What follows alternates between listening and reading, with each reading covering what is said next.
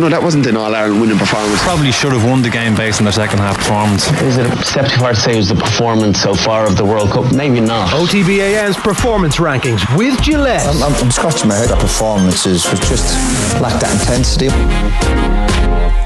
Yep, let's get straight into it. And I think we're starting in Istanbul, and UEFA being in the red. Of course, Champions League final in the Ataturk Stadium in Istanbul on Saturday evening. And Ger, you had an interesting journey to get to the stadium, let's just say. Yeah, I didn't realise we were first up here, so I was like, oh, okay. Grant, we should start with this then. So the Champions League obviously was supposed to be in Istanbul in the year of COVID, and so I think a lot of people are surprised that last year was obviously a complete shit show where the French police were entirely unprepared for what was going to happen. They tried to blame the Liverpool fans for what happened, and ultimately it proved to be UEFA ticketing nonsense and also French policing nonsense, and nothing to do with the Liverpool fans whatsoever. And it was really, really dangerous. There were crushes, and it could have been really significantly dangerous outcome. So everybody assumed this year things would run with, military precision, and everybody would be very careful. But it turns out the Ataturk Stadium is really, really difficult to get to. There's two ways to get to it. One is a metro, which is relatively newly opened, which the Manchester City fans were told not to use because that was going to be how the Inter fans got out there. And then the other way was to go by road. And it turns out the road network isn't very good to get to the Ataturk. It kind of seems to be like on this almost like an island with one tiny road in and one tiny road out. And so everybody who went out on the buses got out there, and then there was loads of traffic. And so from about 2.5 hours, 3 hours beforehand, the roads out were basically blocked and you weren't going anywhere. Some of the Miguel Delaney had a great piece in the Independent yesterday where he was reporting on that the Man City fans who got the buses that they were scheduled to get were told, sorry, you're not going to be allowed to bring any water into the stadium, so you're going to have to give us the water now before you get on the buses. And then the sun beats down and everybody's on the buses with no water and they're trapped, and some people are puking on the buses. Oh. Some people are pissing out the windows. Jesus. There's no toilets, and it just sounds like it was not much fun. So all you got to do at that stage is get out and walk, and a lot of people got out and walked, and they walked on the roads, which it turned out are kind of like M50 style roads where you're literally walking in the road, and there's a hard shoulder, and sure, the only ones who are going up and down the hard shoulder are the cops who are flying. So you're if I didn't go this way, but we got a minibus, so 7 of us going out, 8 of us going out, and we got a minibus, and we got out with about what looked like an hour of a walk left to go, and our group got separated, and I'll explain why in a moment. And so some of them went that way with the M50, and they were like, you're literally walking on the dual carriageway, and there's traffic which is obviously choked except on the hard shoulder, which is full of cops who are like going past you, and it's like this doesn't seem very safe. Again, sun beaten down, and everybody's like a little bit anxious getting to kick off. So when we got to where we had to abandon, we bumped into some locals who were like, oh, you can walk down there. It's 10 minutes. So took that at face value. And we looked down, and we're like, sure enough, there was like a very hilly Istanbul, a big kind of green park, which was like nice, and there was like families eating picnics and playing football, and you're like, oh, this is going to be a nice little gentle stroll up to the stadium. And then we got to a road and looked, okay, there's a bit of scrubland. It looks like we'd be able to walk up there. And again, that was when things took a little bit of a turn. Just a bit. Yeah. So there's no one around really, apart from like a line of ants, human ants in the distance, who are look like they're walking up what looks like a path to the stadium. But it turned out it wasn't a path to the stadium. It was just scrubland. And to get to the scrubland, there was those canals that they have in LA where there's never any water, and it's like there's drag racing. Because they were in every movie ever. Grand Theft Auto, yeah. Exactly. But to get to the canal, there's like a sheer wall of stone that you have to slide down. And, obviously we'd had a few beers and this is going to be fine. So you get down and you're like, oh, I can't get back up. There's nowhere to go here.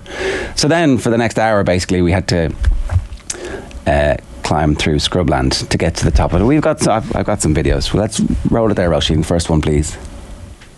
So this is the very top. This is after 45 minutes of climbing, and you're like, oh, we're finished. No, we're not finished. At the Ataturk, but not quite. Having climbed over the Shawshank River of shit to get up here. That looks much more steep than it does. Sorry, that doesn't look anywhere near as steep as it actually is in real life. It's kind of remarkable we have you here this morning at all. Well, it turns out a few drinks is exactly what you need. Otherwise, But that was the thing. In retrospect, like if somebody had gone over on their ankle, you were never getting out. You were never getting out. They weren't sending a helicopter in to get you. They were like, well, you're a fool. What are you doing? Why didn't you walk along the M50 like everybody else? So there's one more there where so there's another bit of scrub which I've got. Anyway, poison ivy and stuff that you had to crawl over. Oh, yes. This is actually up at the very top. That's the stadium. Well, kind of the stadium. And then here's where we came from. The whole way back up. Yeah, so I don't know. Maybe so you had to get across that road to get to the stadium. Oh well, then there's like a tiny little ravine that you have to get over, and you're kind of in around the side. It was one of the worst organised things you're ever going to see. And like Istanbul is an amazing teeming multiplicity of human life. It's but it's definitely not the right place. There are grounds within the walkable access from the city. I'm not sure they have the right capacity.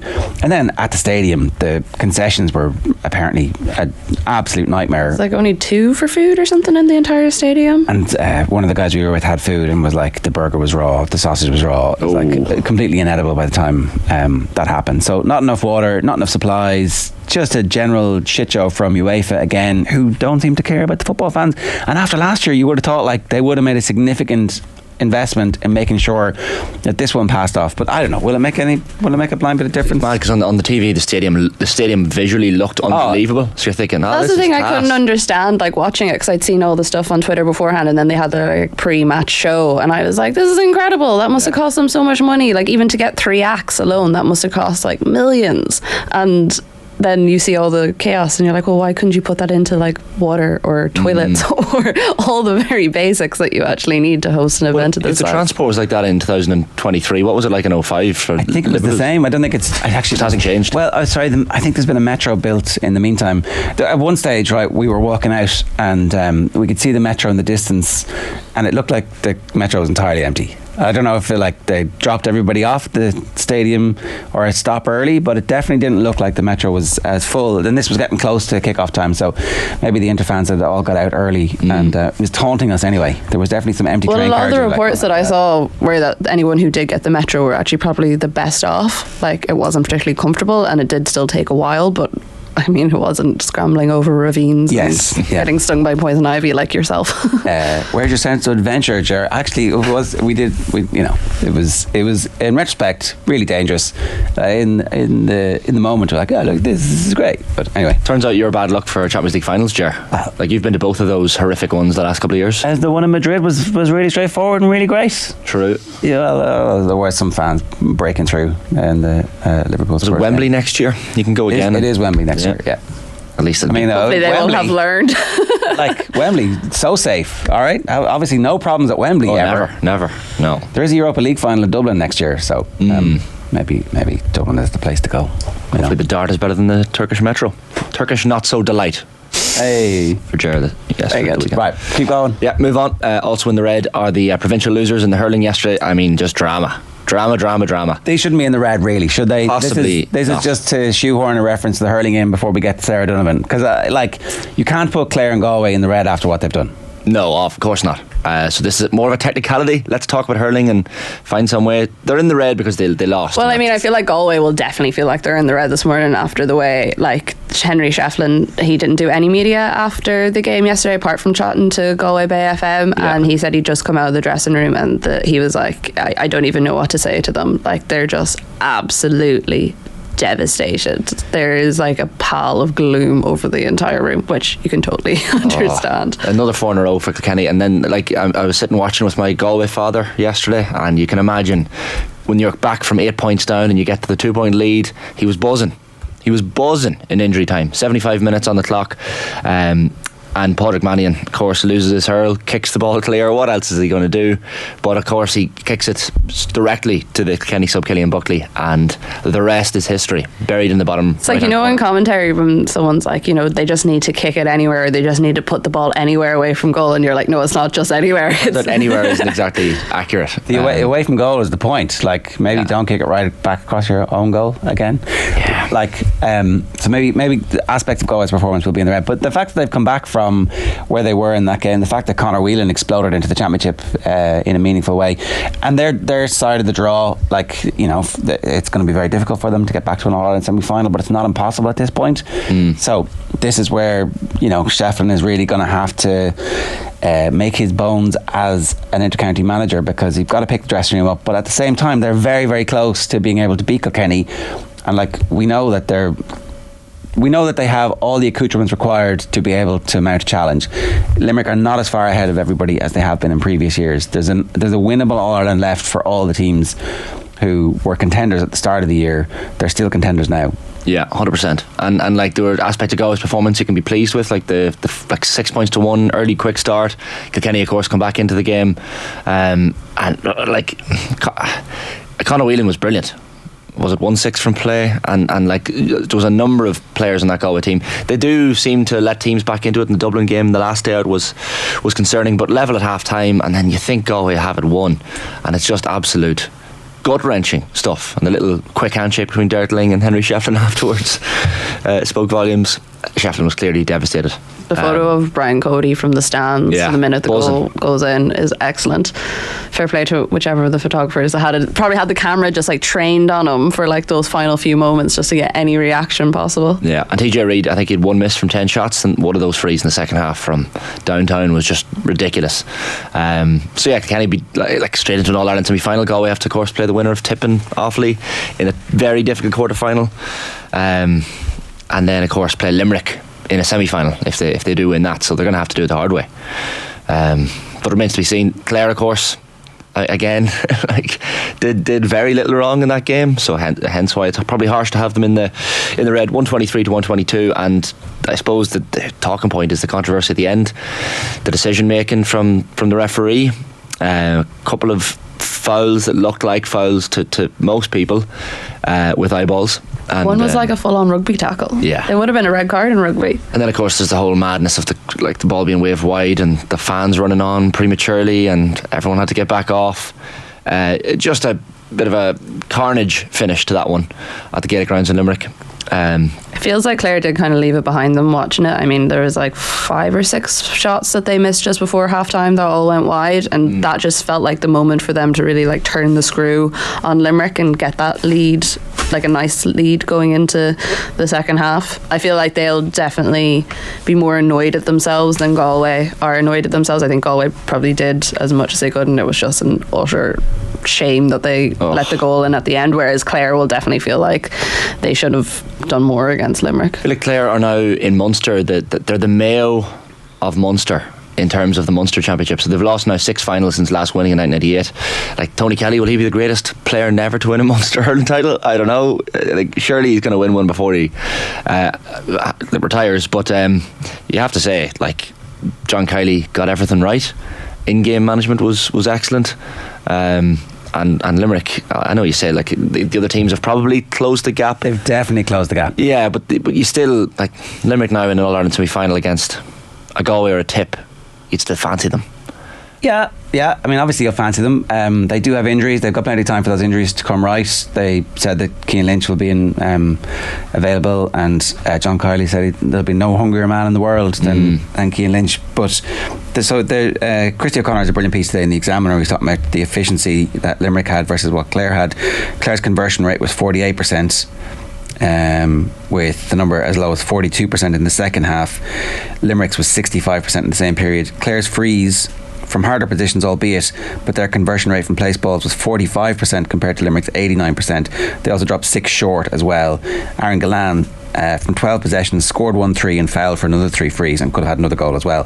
So I don't know how how much more Limerick can do, but it does feel as if teams are beginning to believe that they can beat them and getting closer to beating them, and have actually beaten them this year. Like, that's the thing, this isn't the unconquerable Limerick that we've seen before, which I think sets it up brilliantly. So 2, 4, 5 good hurling matches, guarantee of 5 good hurling matches, I think. Assuming that they can recover. That was the big problem, that like you put everything into this.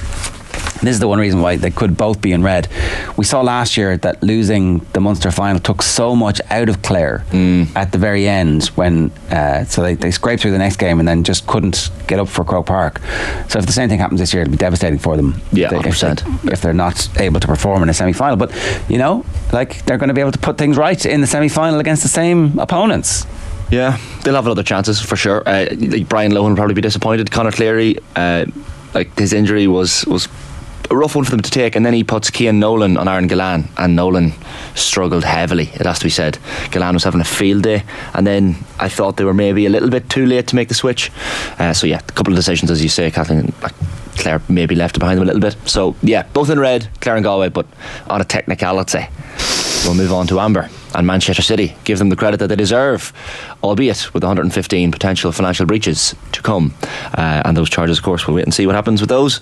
But on the pitch in Istanbul, not the dominant City performance that some people maybe expected, but again, it's a Champions League final.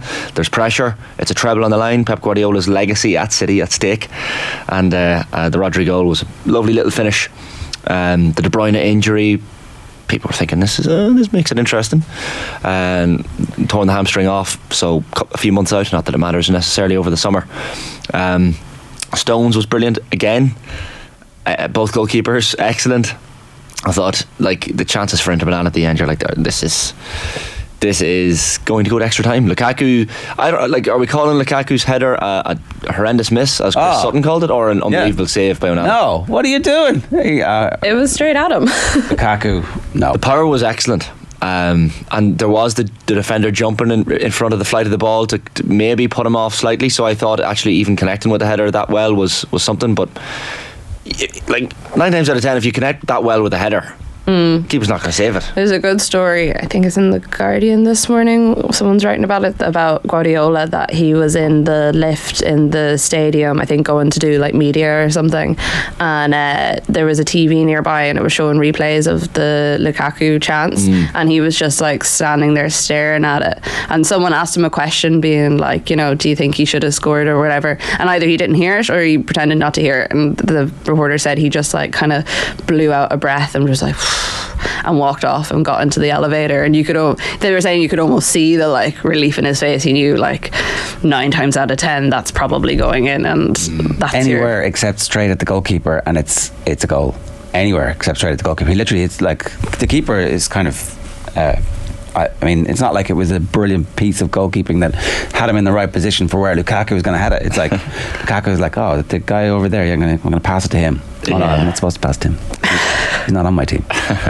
There was a nice little battle on Instagram. I don't know if people saw this, between Rio Ferdinand and Brandon Williams over the game. I saw that Brandon Williams post something on his Instagram story or something, and Brandon Williams said nobody wants a sloppy seconds, basically, which I presume referred to the 1999 treble. So maybe he'd had a couple of beers and he was feeling a little bit tetchy on Instagram, and then he called out Rio Ferdinand. Rio, bet you don't congratulate if you was a player. Keep the same morals. Snooze face emoji. Two face is boring. I don't know. Anyway, doesn't take away from City's performance and win and victory, and Pep Guardiola's it's hard to compare himself and Alex Ferguson, and I saw a lot of people doing that at the weekend, and that seemed to be the narrative. But what he's done with Manchester City, regardless of the financial stuff, that we'll wait and see what happens, on the pitch it's been outrageous. He's built a team that could become a dynasty. I just, no? You just got to be careful penciling stuff in the future. We're always in the rush to go, this is going to be clear, they're going to dominate forever, but if Silva goes, if Gundogan goes, which is very realistic, and they couldn't control the game in the second half against Inter. Maybe that's because there's so much at stake and it's been so long in the build-up, but I don't know. Again, a little bit like Limerick, it felt like teams are beginning to find a way to play against Pep, and they're beginning to find a way. Like Inter finished third in Serie A and created as many good chances in the game as Manchester City did, and it seemed relatively straightforward for them and their management team to work out. Okay, press when we need to, make sure that we have incredible energy around the pitch, and obviously there just was a bit of a blunt edge, and maybe if they're a slightly better striker they would have scored, and potentially would have scored twice. So I'm just not penciling them in for a dynasty yet. I don't think Kathleen, were you talking about the previous treble winners, the comparison between? Yeah, well, it was talking about Alex Ferguson and when he won the treble, and the fact that like the following year he made quite a few missteps in terms of like bringing players in and trying to like switch things up. And then it was talking about Guardiola and when he won the Champions League and they brought in Zlatan the following year, and how much of a disaster that was. Got rid of Esho, and how it took Guardiola almost like another season or two to actually kind of regain some sort of confidence or trust in himself. Like he just didn't, it was almost like because he'd reached that pinnacle, he didn't trust the players in front of him in the same way he did to do it again. And the question was, well, what's he going to do now? Like you were saying, there's like 4 or 5 players that they're looking to re-sign on contract extensions this summer. Also another couple of players they're going to try and bring in. They missed out on Jude Bellingham, but there's a few others. What's the decision making process? Like when you've reached the pinnacle, you've won the treble, where do you go? What do you do? How do you improve a team like that? Yeah, I think actually De Bruyne's injury isn't just a no big deal. Like he is getting to the stage of his career where ripping the hamstring off your bone is going to be really serious, and it might be Christmas before he's back in form. And then does he get back in form, and does he still have the same desire and drive now, having finally scaled the mountain and become one of the all-time great footballers in history? So I'm just not, like, obviously they have endless resources, we know this, but so do many of the other teams in the Premier League, and it depends on who ends up buying Manchester United. Like this, and again, the repercussions for the allegations of the cheating and the cover-up that they stand accused of, that's obviously why they're not in the green. I think all of that, I don't feel like this is the beginning of a dynasty at all. I feel like this is a team who are kind of clawing over the line at the end. Well, so to become a team of winners, you need to bottle the agony of defeat, which, like those knockout stage exits to Lyon, Spurs, Real Madrid, the final defeat to Chelsea 2 years ago, they obviously bottled that. If they can bottle this, what Rio Ferdinand calls addictive feeling of winning, that's how you become a dynasty. Like, you have to bottle the absolute joy of this feeling. Zidane's Real Madrid, right, were vaguely or barely capable of winning a league and putting in the consistency over a couple of years, week in, week out, but were able to win back to back, right? Incredible stuff. And they were a European Cup dynasty by the definition of what you're talking about. But like, it's just such a different competition. Let's wait and see. Fergus Kehoe in the comments. Jock Steen won a quadruple with a team costing next to nothing. Alex Ferguson won a treble with a team containing Ronnie Johnson and Jesper Blomqvist. But Pep, with his unlimited resources, is a genius. This is the argument thrown against Pep, isn't it? Well, Pep is a genius. That's like, Pep is a genius. What he did at Barcelona and the style of football that he developed.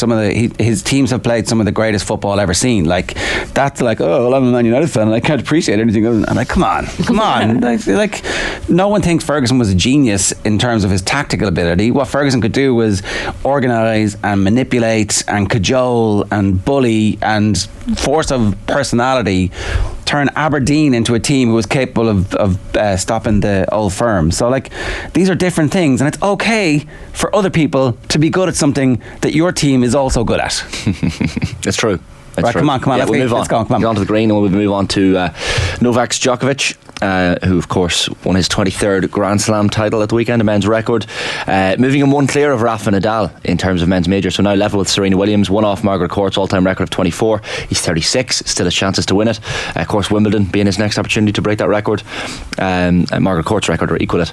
And it was a good match. in terms of Djokovic's performance, because that first set tiebreak was probably the turning point. Djokovic, and I think Jenny Claffey said it to us last week, he's just unbelievable when it comes to tiebreaks, and he won that tiebreak 7-1, goes on to win the second set 6-3, and then the third and final set, as it turned out, 7-5. The first man to win all 4 majors at least 3 times as well, so he's taking these off. Casper Ruud will be disappointed, but another experience of a Grand Slam final for him. It's just a pity the Alcaraz semi-final wasn't the actual final, because that was such a good matchup between the two of them, and it feels like this is kind of like the future versus not the past. You can't really call it Djokovic's past considering what he's doing now, but the getting slightly older. Yeah, the sheer dominance of Novak Djokovic is just ridiculous. Yay. So, good man, Novak. I know. Yay. The villain wins. Such a great hero for the world. Yeah, Man City and Novak. Yeah.